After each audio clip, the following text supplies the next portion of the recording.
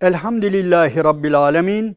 Ve salatu ve selamu ala Resulina Muhammedin ve ala alihi ve ashabihi ecmain. Allah'ın selamı, rahmeti, bereketi üzerinize olsun aziz ve muhterem kardeşlerim. Bir Kur'an iklimi programında yine birlikteyiz ve bugün sizlere Yunus suresinin 2. sayfasından bazı ayetleri açıklamaya çalışacağım veyahut da tekrar edeceğim. Yani siz bunu tefsir saymayın. Çünkü muhterem kardeşlerim, özellikle ben Kur'an-ı Kerim'i bir de kendi tek başına değil de namazlarda düşünüyorum. Namazlarda okuduğumuzu, şu ayetleri Fatiha'dan sonra namazlarda okuduğumuzu farz edersek mesele biraz değişir. Niye değişir biliyor musunuz? Namazda Fatiha gayril mağdubi aleyhim veleddallin dedikten sonra buradan biraz ayetler okuyacağız. Namazda tefsir edemeyiz bunu dikkat ederseniz. Biraz sonra rükuya gideceğiz. Yani diyelim ki bir ayet okuyacağız. Bismillahirrahmanirrahim. İnnellezîne lâ yercûne liqâenâ ve radû bil hayâtid dünyâ. Bu ayeti okuyacağız. Ondan sonra durup bunu tefsir edebilir miyiz namazda? Edemeyiz. Hemen geçeceğiz. Ama buna rağmen bize bir şeyler vermesi ne kadar alabiliriz? Hemen okuduğumuz bu ne demektir? En azından anlamını bilmek. Bu ayetlerin anlamını bilmek, konusunu bilmek ve Allah'a okuduğumuzu düşünmek. Namazda biz ancak bu kadar alabiliriz. Ama bir gün başka bir odaya çekiliriz, alırız elimize Kur'an-ı Kerim'i, başımızı ellerimizin arasına alırız. Ne diyor bu ayet-i kerime? Düşünürüz, okuruz, tefsirine bakarız. O ayrı bir olay. Ama namazda Kur'an okurken fazla düşünemeyiz. Hemen bitirmemiz lazım. Hatta yavaş yavaş okusak bile araya bölüp duramayız. Bu namazın adabına, erkanına aykırıdır. Okuyacağız. Ondan sonra rükuya gideceğiz, secdeye gideceğiz. Şimdi o anlamda siz bu gözle bakın. Okuyacağım ayetlere bu gözle bakın. Buyuruyor ki Rabbimiz Bismillahirrahmanirrahim. İnnellezîne lâ yercûne liqâenâ. Bir gün bizimle karşılaşacaklarını zannetmeyenler, Allah ile mülaki olacaklarını, karşılaşacaklarını zannetmeyenler var ya. Demek ki Allah ile karşılaşacağız. Bu dünyadan biraz farklı olacak herhalde bu karşılaşma. Şu anda da Rabbimizle karşı karşıyayız. Şu anda Rabbimiz bizi görüyor, gözetiyor arkamızdan, önümüzden, içimizden. Nedir? Vallahu alimin bizati sudur. İçimizi biliyor, dışımızı biliyor. Biz onun huzurunda bir cam sürahi gibiyiz. İçimizi de görüyor, dışımızı da görüyor. Her şeyi görüyor. Ama bu lika demek ki ayrı bir şey. İnnellezîne lâ yercûne liqâenâ. Bir gün bizimle karşılaşmayacağını zannedenler veya karşılaşacağını zannetmeyenler aynı anlama gelir. Bunlar var ya bunlar. Başka devam ediyor. İnnellezîne lâ yercûne liqâenâ ve radû bil hayâtid dünyâ. Bir şey daha ekliyor. Ve dünya hayatıyla memnun olanlar. 50-50 olanlar. Yeter. Bu dünya hayatı işte. Hayat bundan ibarettir diye dünya hayatına razı olanlar وَاتْمَأَنُّوا biha ve bir de biraz daha ileri ve onunla tatmin olanlar. Sadece diyelim ki bir insan bazı şeylerle yetinir. Bu böyle de onunla iyice tatmin oluyor. Allah ile karşılaşacağını zannetmiyor. Burada tamamen inkardan da ziyade muhterem izleyenlerim, aslında herkesin içinde vardır. Bir gün Allah ile karşılaşacağını herkes biliyor da uzak görüyor. Bu ayetten o günleri gelmez zannediyor. O vakti gelmez zannediyor. O anlamda var. İşte onlar var ya, onlar Allah-u Teala ile bir gün karşılaşacağını, mülaki olacağını zannetmeyenler ve dünya hayatıyla razı olanlar ve bununla mutmain olanlar var ya, vellezîne hum an âyâtinâ gâfilûn ve bir de ayetlerimizden gafil olanlar. Ayetlerimizden gafil olanlar. Muhterem izleyenler, burada ayetler denince hemen akla şu gelmiyor. Belki niye?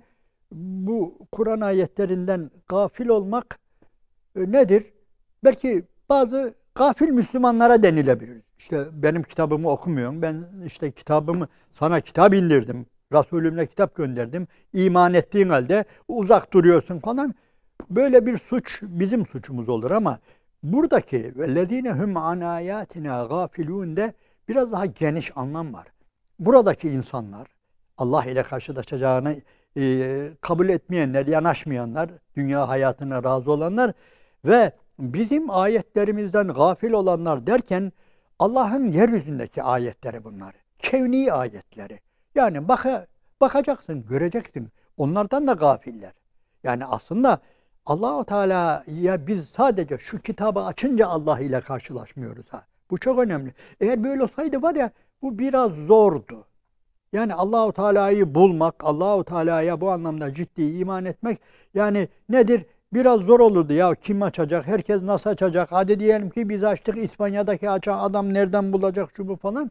Onun için anladığımız kadarıyla Allah affeylesin Rabbimizin gafil olduğumuzu söylediği ayetler bu Kur'an'ın ayetleri değil, biraz daha nedir?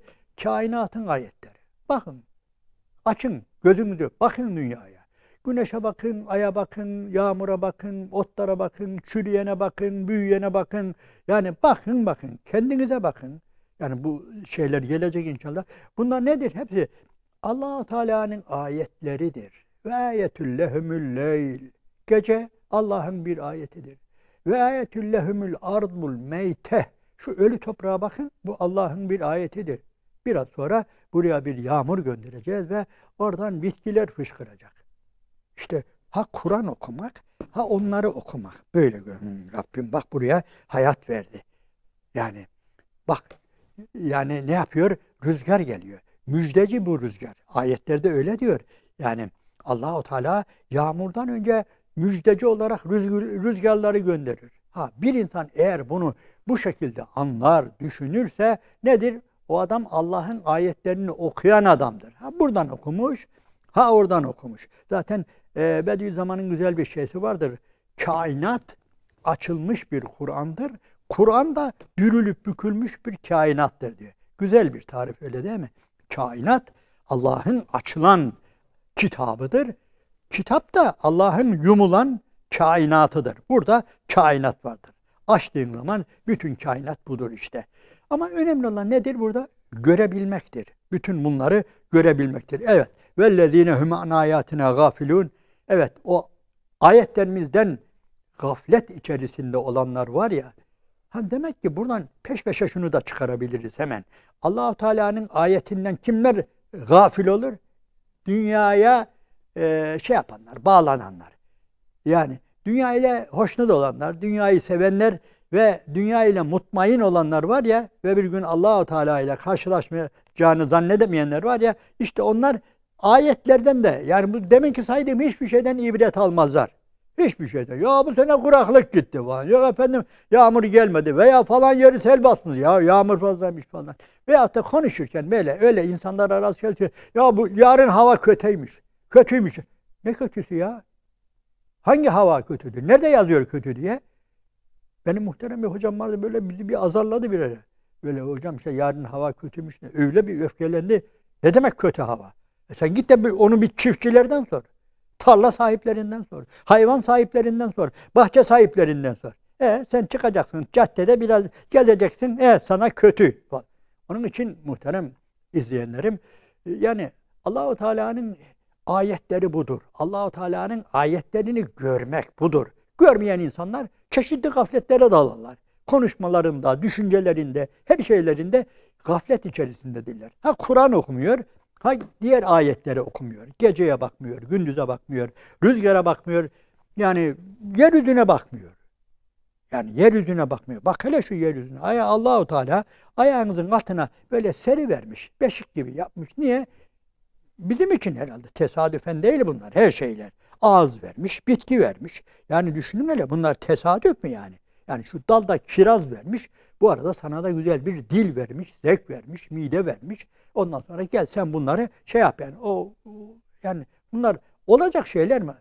Yeter ki gör ama göremezsen, anlayamazsa nedir? İstediğiniz kadar anlatın. O da yani cehennem yani boşuna yaratılmadı.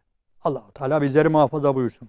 Evet, işte bunlar diyor. Ulaike me'vahumun naru bima kanu yeksibun. İşte bunlar var ya, bir gün Allah ile karşılaşacağını zannetmeyenler var ya, onların kazandıkları cehennemdir. Onların kazandıkları onları cehenneme götürecektir.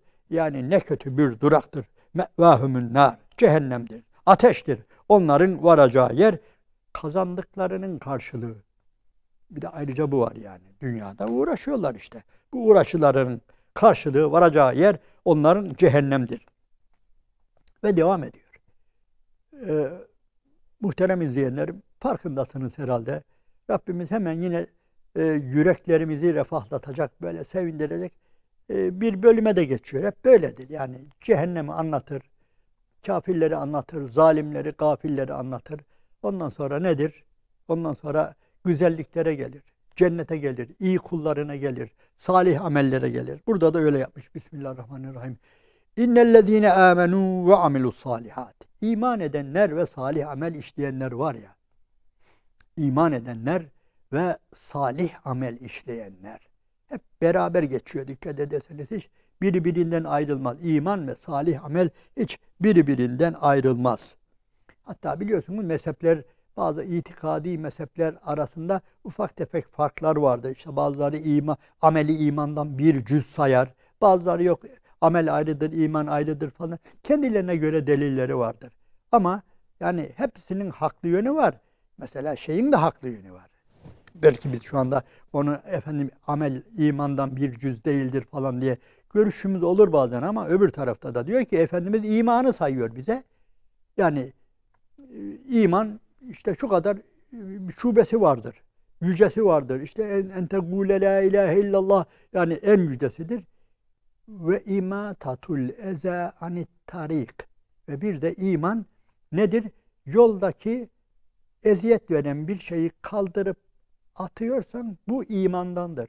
Dikkat ederseniz burada bu ameldir, halbuki öyle değil mi? Bu imandandır. Bu bir imandır. Yani yolda insanlara zarar veren bir şeyi kaldıran, atıp kenara atan bir taşı, bir ağacı, bir çakılı görürseniz o adamın bundan iman var diyebilirsiniz. Neden? Efendimiz Aleyhisselatü Vesselam öyle buyuruyor. Bu konuyu uzatmayalım. Ama innellezîne âmenû ve amilussâlihâti. Yani iman eden ve salih amel işleyenler var ya, yehdihim rabbuhum bi imanihim.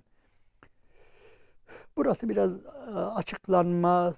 açıklansa iyi olur da, dedim ya tefsire dalmayacağım. Rableri diyor, onların Rableri imanları sebebiyle diyor onları hidayete erdirir, hidayetlerini artırır.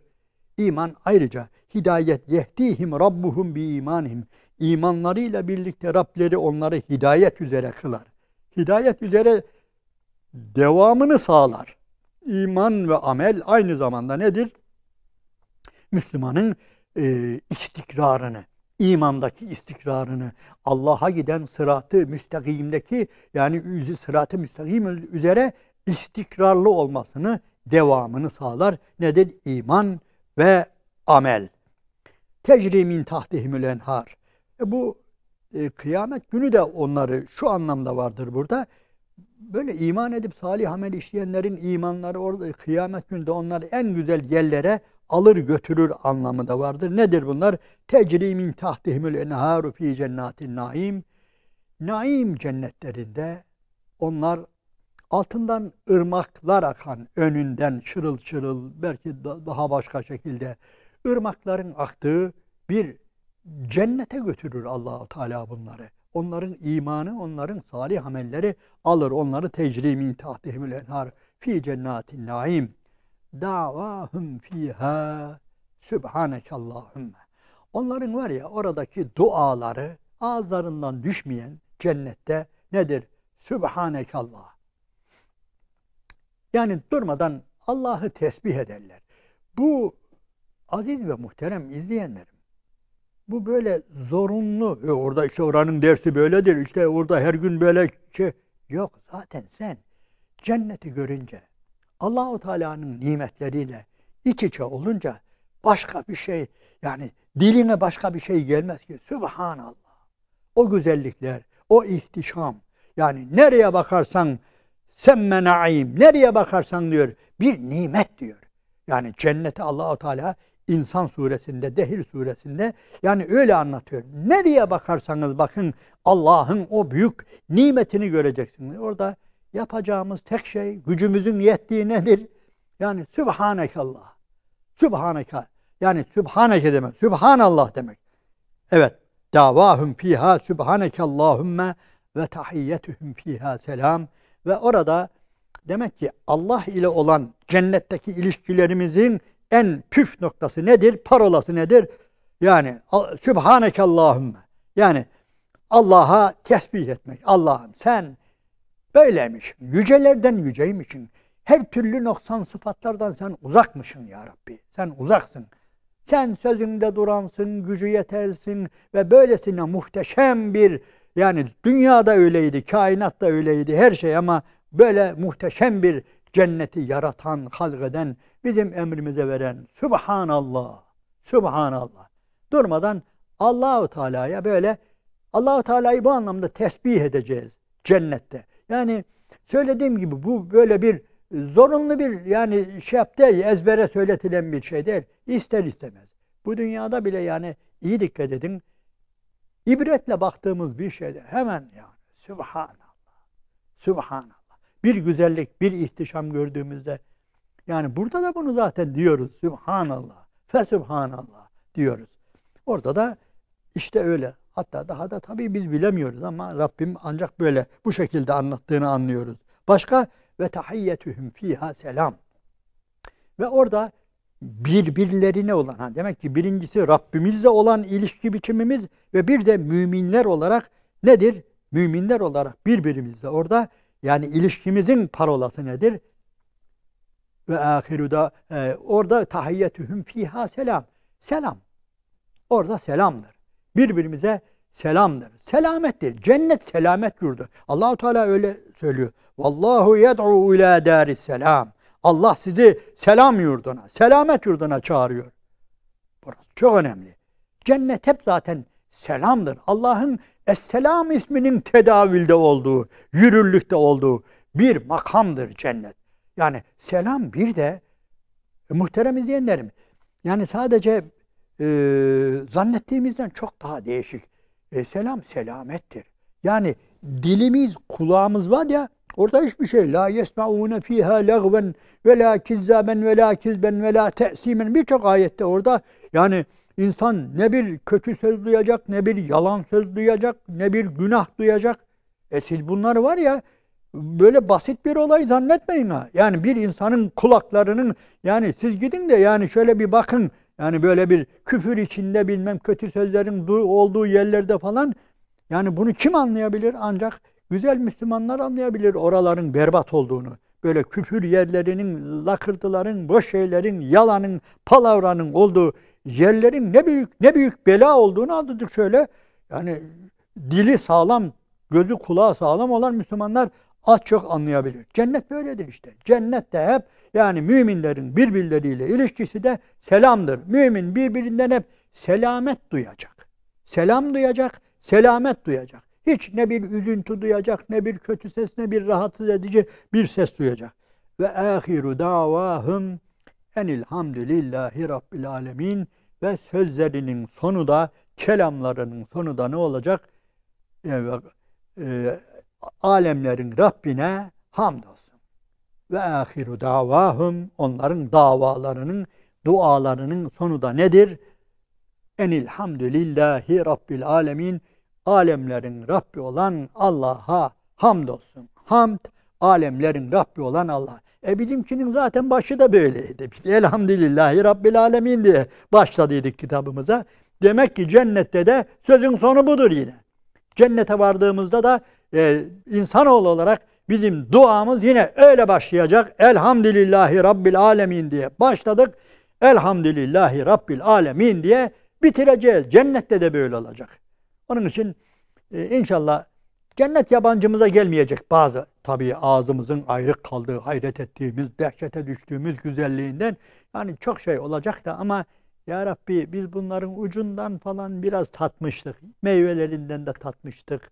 zevkinden de tatmıştık. Bu duaları orada da elhamdülillah sen bize öğretmiştin, Resulün bize öğretmişti diye böyle bir aşinalığımız da olacak. Allah-u Teala o günleri ulaşmayı, o günleri yaşamayı, cennette cem olmayı, şu söylediğimiz tahiyyeleri falan orada bizzat yani hayatımızda görmeyi Rabbim bizlere nasip eylesin.